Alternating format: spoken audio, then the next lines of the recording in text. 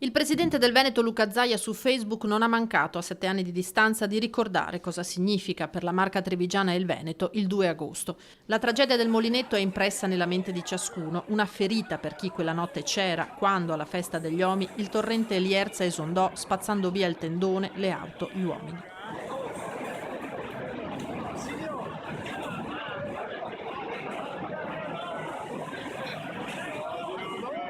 4 vittime: Maurizio Lot, Giannino Breda, Luciano Stella e Fabrizio Bortolin, a cui oggi il sindaco di Refrontolo Mauro Canala ha rivolto un pensiero a loro e alle famiglie colpite da quei lutti.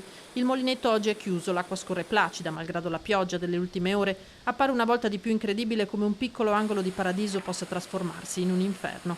Sul cippo che ricorda la tragedia, dei fiori bianchi. È Massimo Lorenzon, uno dei fratelli che quella notte, prima ancora dell'arrivo di vigili del fuoco e su M118, misero in salvo decine di vite, a raccontare chi li ha deposti. Il fiore qua è stato un mio amico che ha portato il fiore e abbiamo fatto una preghiera giusto per ricordare le persone che sono state morte. Ricorda bene Massimo quella notte. L'acqua è arrivata sul parcheggio, ha portato via tutte le macchine, qua c'era esterna, ha portato via tutto.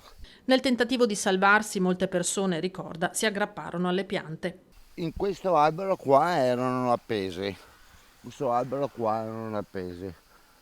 L'acqua di quella volta del 2 agosto arrivava a quell'altezza qui. E dei salvati alcuni sono rimasti amici e riconoscenti ai fratelli Lorenzon. In amicizia con Mauro, Roni e Enrico.